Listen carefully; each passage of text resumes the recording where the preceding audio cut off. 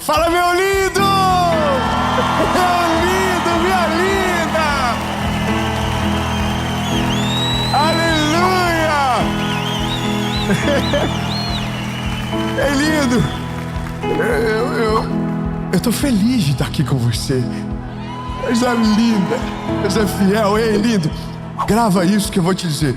Deus tem um plano com você. Eu quero que você grite no Uber, no ônibus, quer que você diga yes! Deus tem um plano comigo, exato. Você não é um acaso, você não é um acidente da história. Deus sonhou com você antes de você se formar no ventre da tua mãe. Há um projeto de Deus com você. E Deus não tem filhos favoritos. Deus tem filhos que amam a Ele e colocam Ele no centro da sua vida. Então eu quero dizer para você, o plano de Deus é perfeito e Ele não será frustrado. E isso é só para que você entenda. Não importa absolutamente nada. Se tiver um plano, o plano vai acontecer. Amém? Antes de a gente ir para essa mensagem, eu quero só te pedir uma coisa muito importante. Você pode ser apenas um espectador, mas a gente não é mais um canal do YouTube há muito tempo. Nós já somos quase 11 milhões de pessoas aqui no YouTube. Você tem noção? Eu quero que você saiba que tem gente que acorda segunda-feira com o reloginho despertado 7 horas e só sai de casa depois de uma mensagem. Então isso não é mais um canal, é muito tempo, isso é uma comunidade. E eu quero convidar você para ser parte do que Jesus está fazendo, para viver o melhor de Deus para a sua vida. Então me ajuda a fazer com que esse vídeo vá mais longe. Curte o vídeo. Quando você curte, o YouTube entende que é algo relevante. Comenta, compartilha, e isso manda para os amigos, manda nos grupos da família, coloca no seu perfil lá do Instagram e faz com que todo mundo veja aquilo que está abençoando você. E claro, se inscreve no canal, ativa o sininho. Toda segunda às 7 horas da manhã tem uma palavra de Jesus para você aqui, uma palavra de esperança, de fé, sabe, que vai colocar você para cima, sangue nos teus olhos, paixão por Jesus. E quinta-feira nós temos uma mentoria de vida, direção, maturidade para a sua fé, 7 horas da manhã. E no SBT, exatamente isso. Olha o que Deus está fazendo para o Brasil inteiro. 7:30 da manhã tem o Bom Dia Esperança.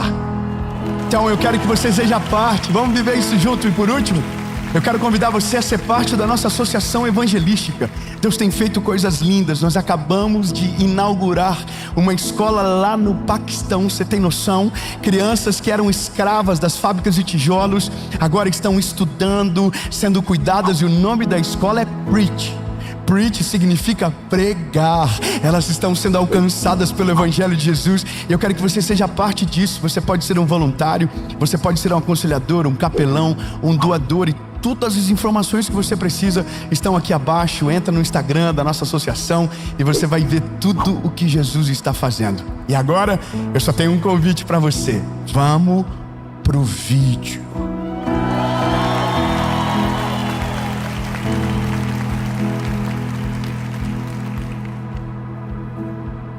Não deu nem tempo de eu tomar água. Vocês cansaram? Não pode cansar não. Se tiver alguém velhinho perto de você, diga, não cansa não. Fala, é só o começo. Amém. Olha, Deus tem um plano com você. 10 pessoas pegaram, eu vou de novo. Deus tem um plano com você. Eu me sentiria mal de saber que Deus tem um plano com você e não tem um plano comigo. Acho que uma parte tóxica do meu relacionamento é que eu tenho ciúme. E eu não ia ficar muito feliz sabendo que Deus tem filhos preferidos.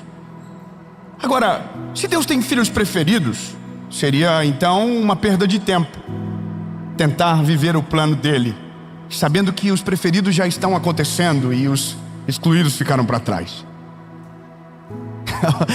Alguém comentou esses dias na rede social da minha esposa: de fato, Deus tem os seus preferidos. É que ninguém sabe por onde a gente passou. Ninguém sabe as dores que a gente viveu. Ninguém sabe das noites de choro.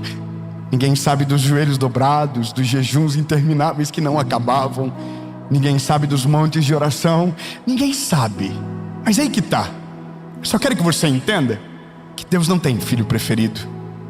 E que Deus não... Você não é um acidente. Deus sabia desde o começo. Só tem uma questão. É que às vezes me parece que há um suspense de Deus. Sabe?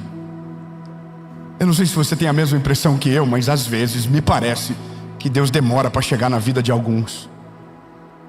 Parece que tem que dar tanto BO até Ele chegar que a gente já não aguenta mais. E BO, e confusão, e treta, e parece que chegou para todo mundo e na nossa vez nada. Até o ponto que a gente começa a acreditar que já era, sabe?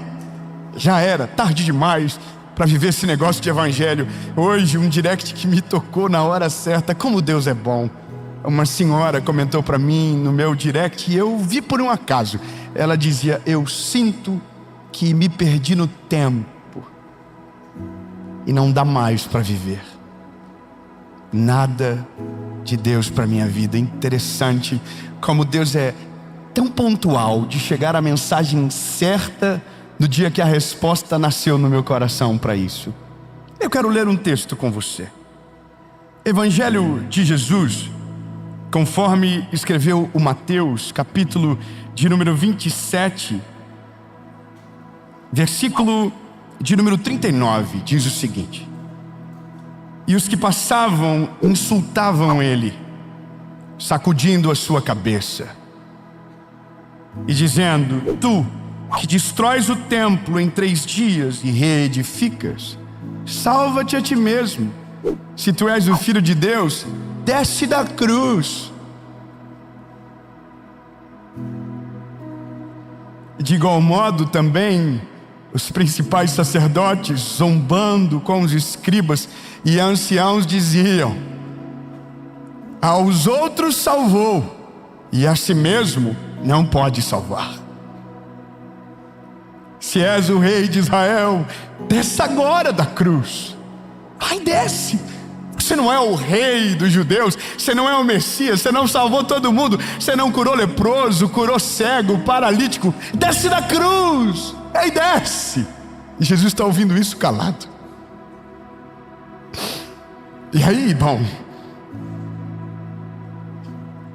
eles estão dizendo: se você descer, a gente acredita em você.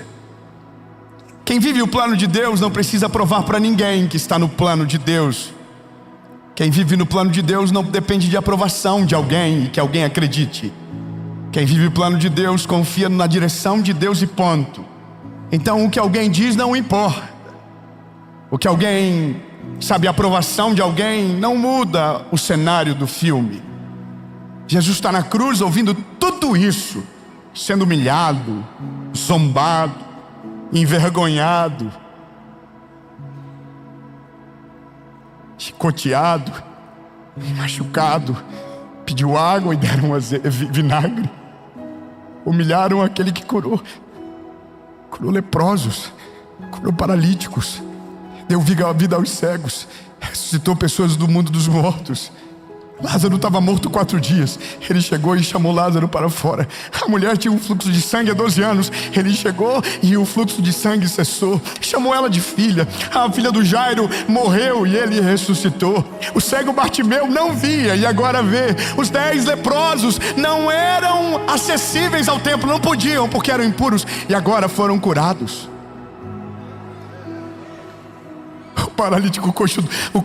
O paralítico do tanque de Betesda, 38 anos, não conseguia andar. Jesus chegou e ele começou a andar. A mulher, sabe, a mulher do poço de Jacó, estava perdida e Jesus deu direção a ela. Ele curou, ele fez, multiplicou pão, peixe, fez tudo, vivendo o plano de Deus. E agora é esse homem que está na cruz. É esse homem que está todo manchado de sangue. É esse homem que está todo cortado de chicote. É esse homem, era o nosso Salvador. Eu não consigo falar disso sem me doer. Eu não consigo tentar imaginar isso sem saber que era inocente, completamente inocente, e agora está no meio de dois ladrões. Era um homem que foi trocado por um bandido. Soltaram Barrabás e colocaram ele. Isso era um símbolo, era um sinal. Provavelmente pessoas que foram curadas por ele estão no meio da multidão dizendo: solta Barrabás. Só aguenta isso quem está vivendo um plano maior. Só sobrevive a isso quem sabe que Deus está fazendo algo maior. Só resiste quem sabe que Deus está no controle. Só aguenta quem entendeu que nem sempre o plano de Deus nos leva para um mar de rosas, mas às vezes Ele nos leva para o meio de um deserto dolorido, mas porque o final será muito maior do que o começo. Só aguenta quem entendeu que Deus está no controle e ponto. É fácil? Não. Não é fácil. Dói demais, dói demais. Só que aí ainda há uma esperança. Qual é a esperança? Alguém vai tirá-lo da cruz. Os 12 discípulos vão começar uma rebelião, vão se voltar contra os soldados romanos, vão gerar um motim de convencimento no meio da multidão que pediu para que Barrabás fosse solto. Mas a Bíblia diz que enquanto tudo isso está acontecendo, um discípulo está negando, o outro está recebendo 30 moedas de prata. Até quem era para estar junto está longe. Você entende a loucura do negócio? E Jesus está na cruz. Só que eu quero que você lembre, toda vez que eu falar uma coisa dolorida, diga: mas Deus tem um plano. Então eu vou falar de novo, Ele está na cruz. Pedro está negando Ele. O chicote está cantando.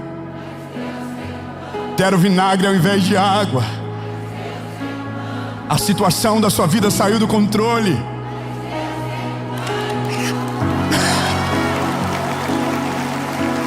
Parece que não acaba mais o processo. Tá doendo na pele. Tá dando vontade de desistir. E se Deus tem um plano, Ele vai se cumprir. Aleluia, aleluia. Só que de repente ouve-se um grito na cruz, e o grito foi: está consumado. Lindo, está consumado. Deus meu, por que me desamparastes? E de repente o sopro de vida saiu dele e ele desfaleceu. A Bíblia diz que houve um terremoto na terra. Mortos ressuscitaram de seus sepulcros. Você sabia que tudo isso aconteceu no dia que Jesus morreu? Quando Ele morreu, houve um grande temor na terra. O céu escureceu, mortos se levantaram dos seus túmulos, e aqueles mestres da lei começaram a dizer entre si: Ele era de fato o Filho de Deus. Só que parecia tarde demais.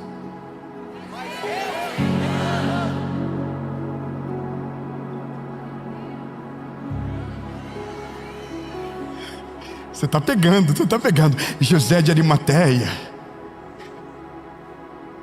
comprou um túmulo, entregou o túmulo dele, na verdade, da família, para Jesus. E ele foi colocado dentro do sepulcro porque estava morto.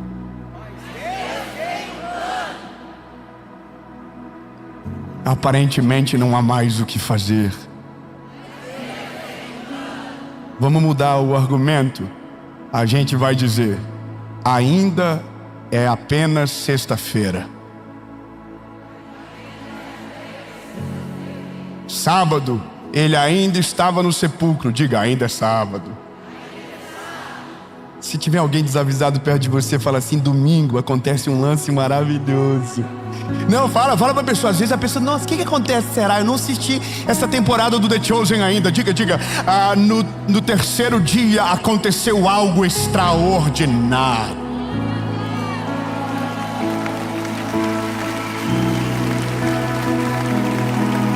No terceiro dia, você não vai celebrar Pokémon. Você vai pular da cadeira. Tudo acabou, não tem mais esperança. O Salvador morreu. Aparentemente acabou todas as esperanças. Não há mais movimentos para que Deus realize. Não há mais chance para que o milagre aconteça. Só que ao terceiro dia, o anjo desceu do céu, removeu a pedra, e aquele que estava morto ressuscitou.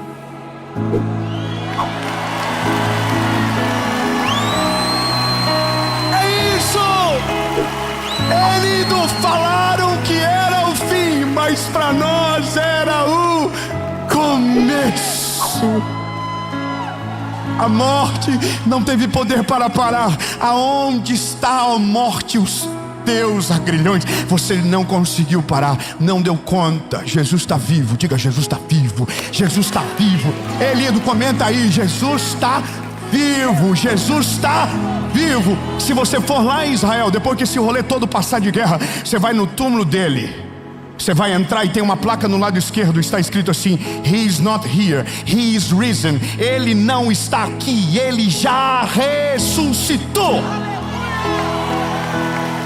Então grave isso. Sempre haverá mais uma chance. Sempre haverá mais um movimento. Se você está no plano de Deus, mesmo que você pensa que é o fim, se aquilo que Ele te prometeu ainda não aconteceu, é porque ainda há mais uma chance, ainda há mais um movimento. Você não está velho demais, o tempo não passou de ainda demais para você. Se Ele liberou uma palavra, vai acontecer em nome de Jesus. Olha, eu vou terminar.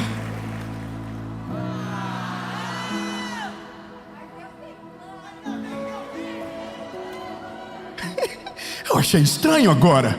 Se Ele já ressuscitou, a mensagem já não precisa de mais argumento. Aí eu sei que você está pensando: nossa, mas Ele é o Filho de Deus, e eu? Porque aqueles que o reconheceram foram chamados filhos de Deus. Fala pro irmãozinho perto de você, fala: você foi adotado. Sabe aquilo que a gente fala pro irmão mais velho para provocar pro irmão mais novo? Você foi achado no lixo. Todo irmão mais velho já disse isso. Você foi achado no lixo, você foi adotado. Eu fui achado no lixo e eu fui adotado. Eu estava longe, eu estava sujo até o cabelo, eu não merecia Ele.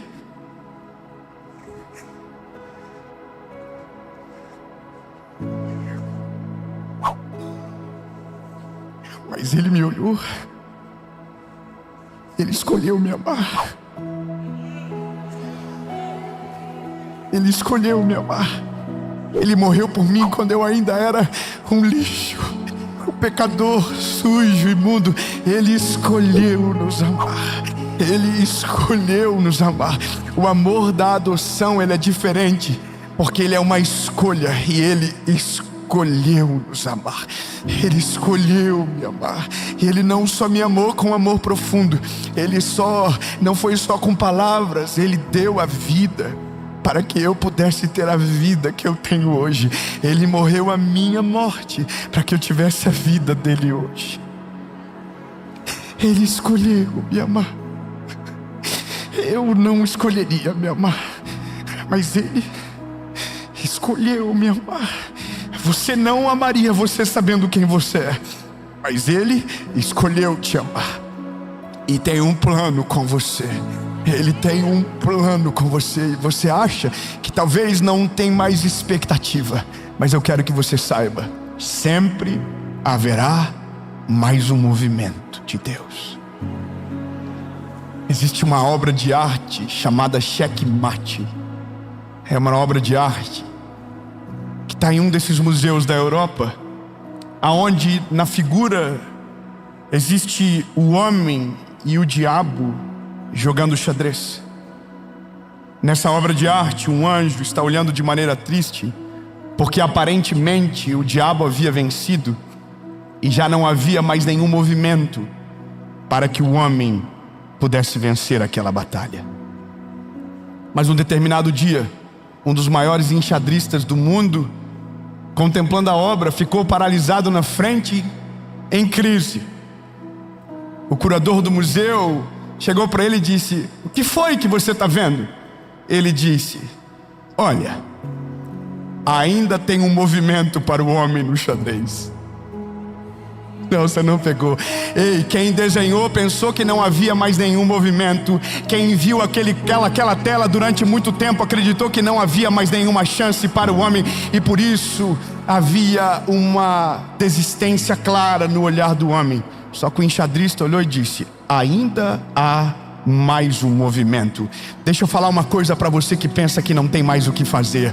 Deixa eu falar algo para você, para reacender a chama do teu coração, que acha que o tempo já passou demais para você e é tarde demais, não tem esperança, não tem mais chance. Ei, ainda há mais um movimento de Deus na sua história, e se Ele mover uma peça, Ele fará você vencer. Aleluia! Ainda há uma chance. A chance. Eu me empolgo, desculpa. Acho que é que eu sei o que é uma segunda chance.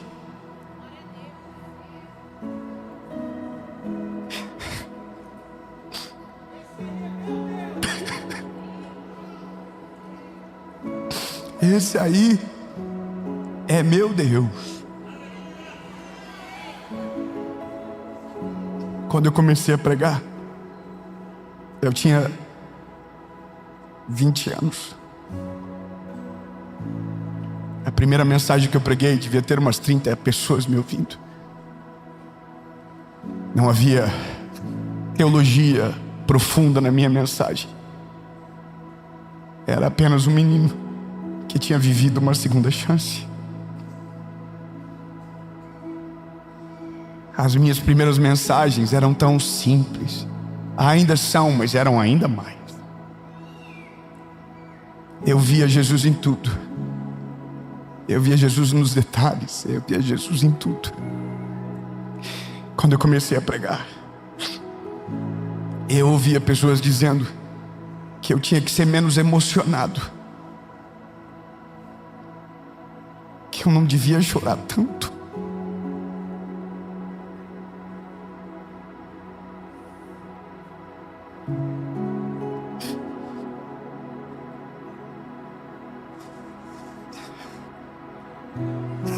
As pessoas falavam que eu precisava ser mais maduro na fé. Eu era muito menino. Um dia alguém fez um vídeo lá no começo, dizendo que era para ter cuidado com essa fé infantil, de pedir pedir para tudo para Deus, porque tinha ouvido uma mensagem minha que eu havia dito que até para atravessar a rua eu orava pedindo direção. Mas era o meu começo. Mas o que as pessoas não sabem é que quem um dia perdeu toda a esperança e viveu uma segunda chance de Deus por causa do plano que Ele tinha, não consegue se acostumar com isso. Eu não consigo me acostumar. Eu vou viver uma vida inteira pregando sobre Jesus e eu nunca vou me acostumar com essa mensagem. Eu nunca vou me acostumar com as mãos que se levantam. Eu nunca vou me acostumar com os milagres que vivo na minha casa. Eu nunca vou me acostumar. Quando alguém me encontra no aeroporto, quando alguém me encontra em qualquer lugar e diz: o meu casamento foi restaurado, eu nunca vou achar normal. Porque porque eu creio no Deus das segundas chances. Eu creio num Deus que nunca perdeu o controle da nossa história. Eu creio num Deus que tem poder sobre tudo, sobre tempestades, sobre caos da nossa vida. Eu creio num Deus que não nos abandona. Eu creio num Deus que mesmo quando a gente vai longe, vira com as costas para Ele, Ele não para de nos amar e não desiste da gente. Eu creio num Deus que mesmo quando a gente fica todo bravinho, dizendo que Ele nos abandonou, mesmo assim Ele permanece nos amando e não desiste da gente. Eu creio num Deus que nunca perde o controle da nossa história. Eu creio num Deus que mesmo quando tudo aparentemente está dando errado, Ele está orquestrando todas as coisas, porque está nos preparando para algo poderoso, que um dia a gente vai olhar para trás e vai dizer que valeu a pena. Eu creio nesse Deus que nunca perdeu o controle. Sabe?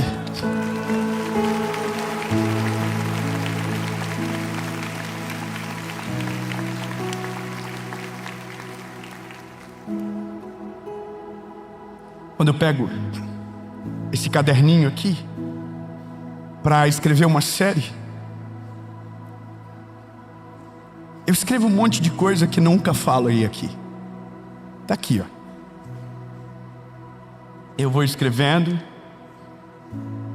Ao longo dos dias que se passam, eu vou escrevendo no meu telefone. E no dia da gravação, eu sempre paro e escrevo tanta coisa. Mas quando eu chego aqui, eu perco o controle.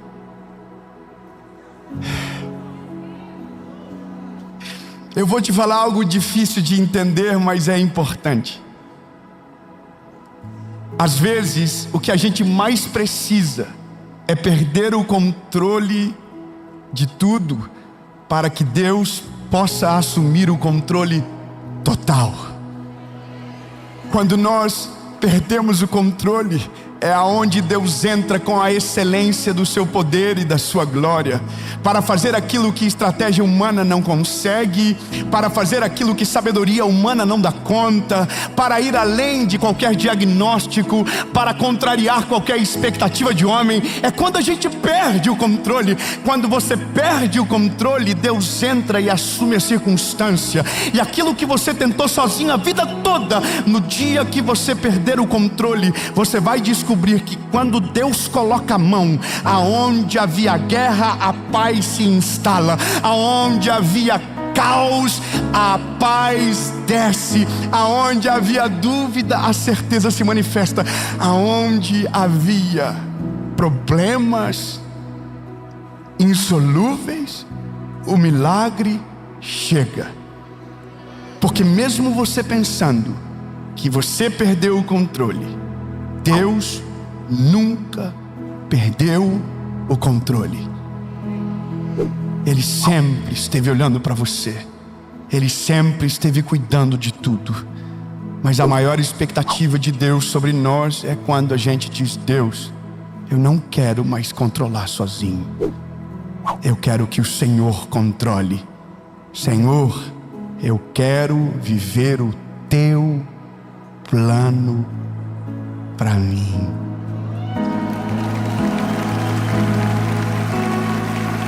Aí a gente perde o controle. Escrevi tanta coisa linda aqui.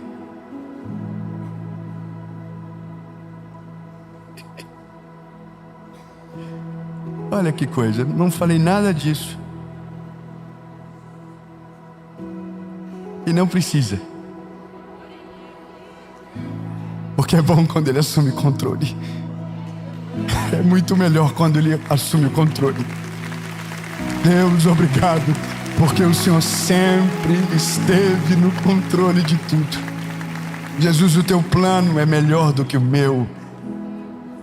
Os teus sonhos são melhores do que os meus. Ei, reconheça isso. Os planos de Deus são melhores do que os seus. Jesus, os teus planos são melhores do que os meus. Obrigado por cuidar de mim. Obrigado por não me abandonar. Obrigado por não desistir de mim. Obrigado, Jesus, porque Tu é tão maravilhoso, que vivendo uma vida toda te agradecendo não será o suficiente, porque nunca conseguiremos pagar o amor que o Senhor nos entregou. Jesus, no meio do caos da nossa história, assume o controle completo da nossa vida, das nossas decisões, da nossa família, dos nossos filhos, dos nossos negócios. Em nome de Jesus, Pai. Mesmo que pareça o fim, ainda há uma chance. Em nome de Jesus. Amém.